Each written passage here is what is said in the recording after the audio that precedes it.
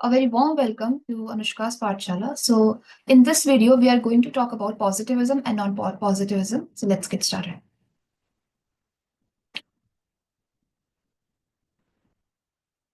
So, now the question arises that what is positivism? Positivism एक philosophy है जो ये बोलता है, ये बिलीव करता है कि जो भी नॉलेज हम डिराइव करते हैं वो by the way of experiments, by the way of scientific methods के जरिए डिराइव कर सकते हैं। दिस मीन्स कि जितने भी हम लॉज देखते हैं, जितने भी लॉज बनते हैं, जितने भी प्रिंसिपल्स बनते हैं, ठीक है, अगर हम साइंस की बेसिकली बात करें तो जितने भी प्रिंसिपल्स साइंस के अंदर होते हैं वो सारे पॉजिटिविस्ट अप्रोच फॉलो करते हैं।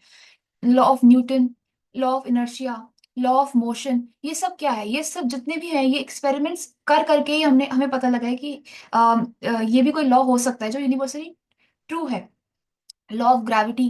तो ये जितने भी लॉज हैं ये एक्सपेरिमेंट्स के जरिए और साइंटिफिक मेथड्स के जरिए हमें ये पता लगा है कि यार इसका क्या कॉज एंड इफेक्ट है।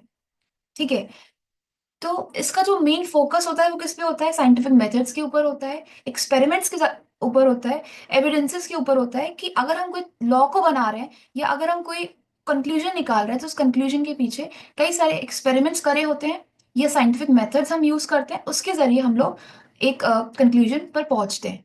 तो ये पॉजिटिविज्म अप्रोच कहती है।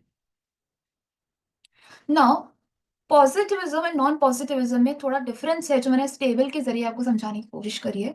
The first is on the basis of approach. Positivism एक साइंटिफिक और ऑब्जेक्टिव अप्रोच है। ऑब्जेक्टिव मीन्स होता है नॉन बायस्ड अप्रोच, जो ओवरऑल पूरे सबको लेकर चले, कोई बायसनेस ना हो जिसमें।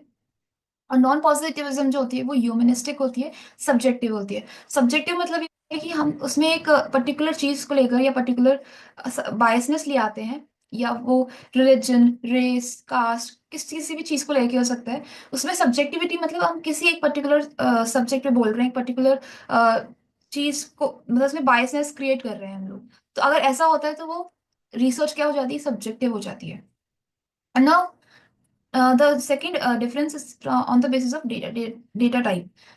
That is, पॉजिटिविज्म जो है वो क्वांटिटेटिव होती है और नॉन पॉजिटिविज्म क्वालिटेटिव होती है। मतलब इसमें डेटा हम क्या यूज करते हैं? क्वांटिटेटिव यूज करते हैं, इसमें नंबर्स यूज होते हैं और कोई टेक्स्ट यूज नहीं हो रहा है, यहाँ पे सिर्फ फैक्ट्स यूज हो रहे हैं। क्वालिटेटिव में क्या होता है? जैसे प्लेन टेक्स्ट और जितने भी एट्रीब्यूट्स की अगर हम बात करते हैं, अगर हम ट्रेड्स की बात करते हैं, तो हम क्वालिटेटिव डेटा का यूज करते हैं नॉन पॉजिटिविज्म अप्रोच में। थर्ड डिफरेंस होता है on the basis of methodology. तो पॉजिटिविज्म जो है एक्सपेरिमेंट्स करते हैं, सर्वे करते हैं, उसके अकॉर्डिंग ही अपना जो कंक्लूजन जो है प्रोवाइड करते हैं। वाइल नॉन पॉजिटिविज्म में इंटरव्यूज लिए जाते हैं, रिस्पॉन्सेज कलेक्ट किए जाते हैं, इसके अलावा ऑब्जर्वेशंस होते हैं। और जब ये डिफरेंट डिफरेंट लोगों से इंटरव्यूज के जरिए रिस्पॉन्स कलेक्ट करते हैं एंड देन ये बोलते हैं कि, ये पर्टिकुलर कंक्लूजन पे पहुंचते हैं। अगला डिफरेंस है on the basis of focus. Positivism जो है वो एक जनरल लॉस बनाता है। फॉर एग्जाम्पल अगर हम बोलते हैं कि अगर हम कोई चीज ऊपर फेंक रहे हैं, ठीक है, तो हमें ये पता है कि वो नीचे आएगा। क्यों आएगा? बिकॉज वो एक जनरल लॉ है। जितने भी साइंटिफिक प्रिंसिपल्स हैं, जितने भी साइंटिफिक लॉज हैं, वो सब क्या है? जनरलाइज्ड है। देन नॉन पॉजिटिविज्म में क्या होता है कि हम लोग इंडिविजुअल एक्सपीरियंस पे फोकस करते हैं, उनके जो कॉन्टेक्स्ट होता है उस पर फोकस करते हैं। मीन्स कि हम लोग अगर एट्रीब्यूट्स क्वालिटेटिव डेटा यूज कर रहे हैं तो मतलब एट्रीब्यूट्स होंगे, ट्रेट्स होंगे। तो हम लोग क्या कर रहे हैं? यहाँ पे इंटरव्यूज ले रहे हैं जिससे कि उनका जो एक्सपीरियंस है, हर एक इंडिविजुअल का जो एक्सपीरियंस है हमें पता लग रहा है।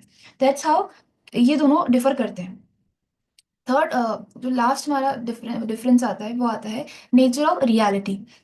पॉजिटिविज्म में सिंगल या ऑब्जर्वेबल रियलिटी होती है और नॉन पॉजिटिविज्म में मल्टीपल कंस्ट्रक्टेड रियलिटीज होती है। मतलब हर एक इंडिविजुअल की ऑब्वियसली डिफरेंट डिफरेंट रियलिटी होगी, डिफरेंट डिफरेंट उसका एक्सपीरियंस होगा। और एक पॉजिटिविज्म में क्योंकि एक जनरलाइज्ड लॉ बनाते हैं हम लोग, तो उसमें एक सिंगल ऑब्जर्वेबल रियलिटी होती है।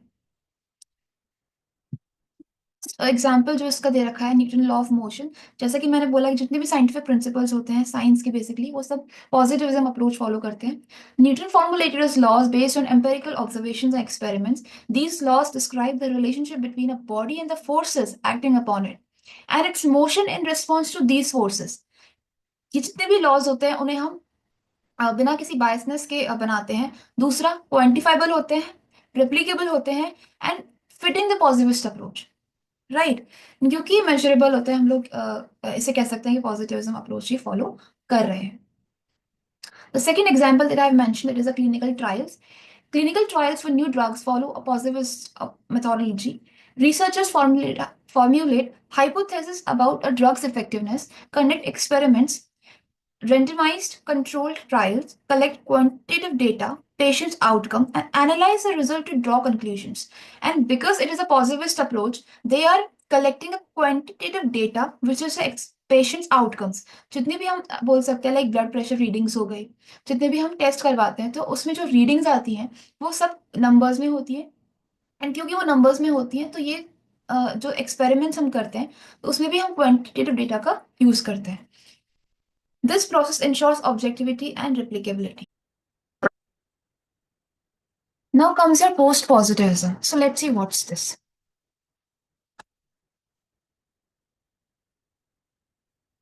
Post-positivism is a philosophy that emphasizing understanding the subjective meaning of human experiences. It argues that social phenomena cannot be studied with the same method as natural science, as human behavior is influenced by the multitude of complex and context-specific factors.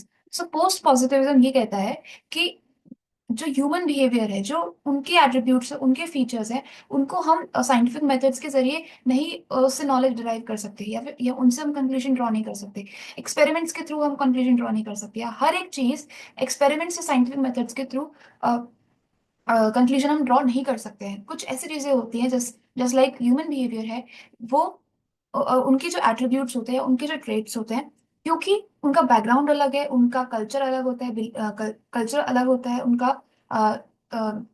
Background अलग होता है, क्योंकि उनका जो nature है, human का जो nature है वो अलग होता है, और उनके एक्सपीरियंस अलग अलग होते हैं, तो इसलिए हमें इसमें क्वालिटेटिव डेटा का यूज करना होता है. So it says that, or it argues that social phenomena cannot be studied with the same methods as natural science, as human behavior is influenced by the multitude of complex and context-specific factors. अब क्योंकि जो human behavior होता है वो psychological factors से भी affected होता है, उसके खुद अलग अलग उसका ह्यूमंस का बिलीफ होता है, अलग उसका लाइफस्टाइल होता है, अलग नेचर होता है, अलग रहन सहन होता है, तो everything is different and every human is having their own story, their own experiences and their own insights. So that's why इसमें क्वालिटेटिव डेटा का यूज किया जाता है. There are some examples. First example is of the health care, the patient experience research. A study exploring patient experiences with chronic illness might involve in-depth interviews to gather personal stories and narratives. The researcher interprets these stories to understand the emotional, social, and psychological impact of the illness on patient lives. So हर एक patient की जो experience है वो अलग है. उसका उसका जो emotional, social, and psychological impact है illness का patient की life के ऊपर, वो अलग है. और उनके खुद की personal stories है, उनका खुद का उनके अलग अलग उनके नरेटिव्स है. द रिसर्चर इंटरप्रेट्स, वो कहते हैं क्योंकि उनकी डिफरेंट डिफरेंट स्टोरीज हैं, डिफरेंट डिफरेंट चीजें हैं, डिफरेंट डिफरेंट उनका स्टोरीज हैं, तो उनके लिए क्या किया जाता है, इन डेप्थ इंटरव्यूज करवाए जाते हैं, जिससे कि जो क्वालिटेटिव डेटा है वो एक रिसर्चर के पास इकट्ठा होता है. जो दूसरा एग्जाम्पल है वो है ethnographic study. An ethnographer studying a particular community immerses themselves in the daily life of the community to understand their culture, belief, and practices from the insider's perspective. अब क्योंकि ह्यूमन का पर्सपेक्टिव अलग अलग है, उनका कल्चर अलग है, उनका बिलीफ अलग है, उनके जो प्रैक्टिसेस होती हैं, मतलब जो रिचुअल्स होते हैं, अलग रिचुअल्स होते हैं, अलग प्रैक्टिसेस होती हैं, जो डिफरेंट रेस और रिलीजन वाइज अलग अलग होती है ना.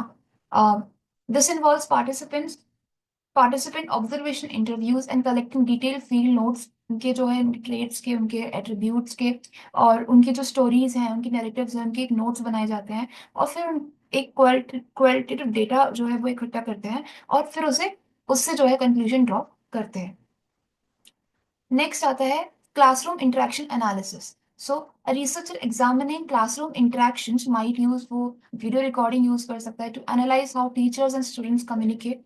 A researcher interprets the interaction to understand the social dynamics, the power relations, and the learning processes in the classroom context. So this is also one of the examples जो एक qualitative data का हो सकता है, एक post positivism का हो सकता है. With this, we come to an end of this video. So this is mainly focused for the UGC NET students, MCOM, BBA, BCom. Also, if you find this video useful, you can subscribe, share, and like this video. Thank you so much for watching this.